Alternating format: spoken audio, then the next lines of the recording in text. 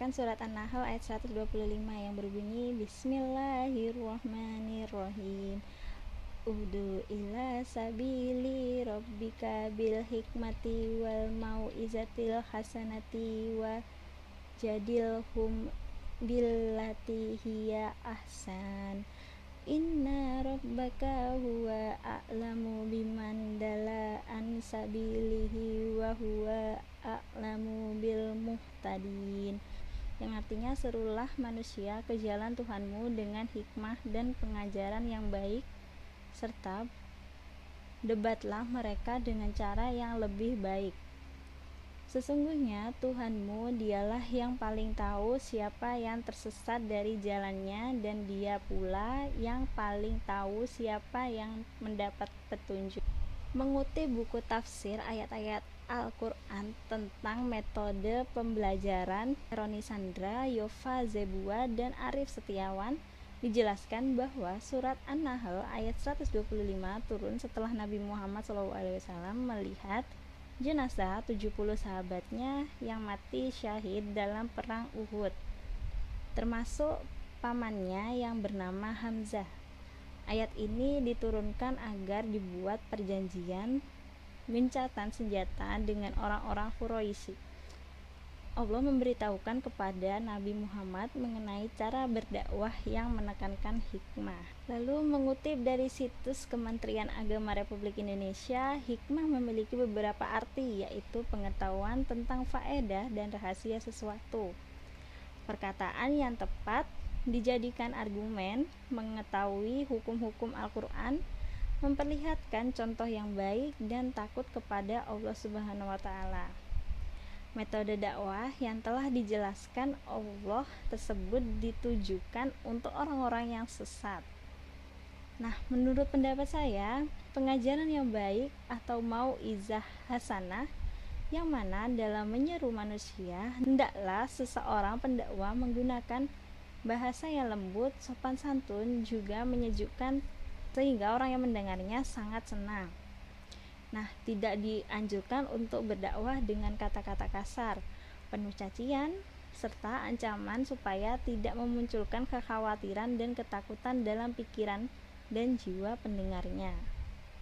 Untuk selanjutnya ada hakikat ilmu dakwah. Nah, hakikat ilmu dakwah sendiri adalah seuntaian ilmu yang bersumber dari teks dan tradisi Islam, dikembangkan oleh umat Islam yang berupaya mengembangkan dakwah secara Islam dan sistematis dan terorganisir. Nah, manfaatnya adalah untuk memahami kebenaran dakwah sebagai bagian dari pelaksanaan tugas dakwah.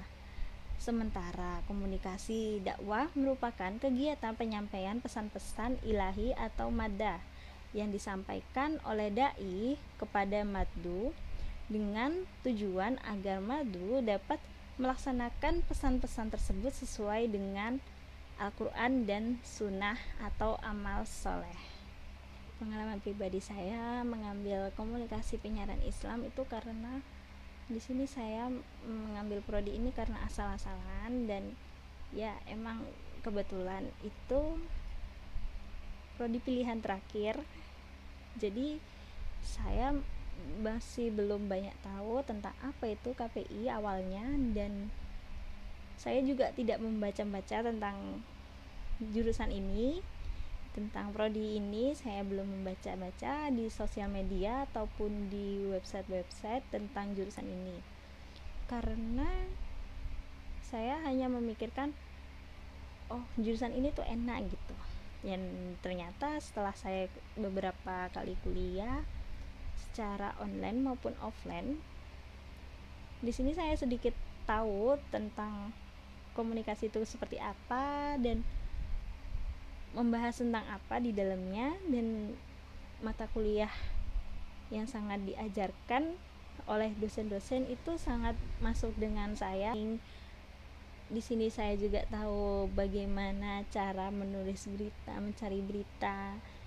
Jadi saya sedikit memahami, dan kebetulan saya bagian dari mengontrol live streaming, dan Hari per hari saya sedikit belajar juga tentang bagaimana cara mengatur live streaming, bagaimana cara menyiarkan berita. Jadi saya sedikit tahu, dan nantinya saya ingin banget menjurus ke penyiaran atau menjadi pengontrol live streaming.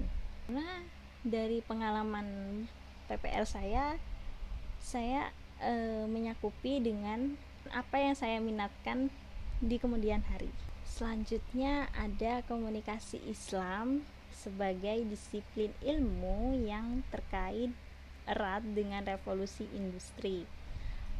Nah, dalam ini kehadirannya menjadi harapan semua orang, terutama umat Islam, untuk menjamin manusia senantiasa berada pada posisi sebagai manusia tanpa harus tergilas dengan dampak revolusi industri ini yang secara historis senantiasa merugikan manusia sebagai pelaku dan pemilik peradaban.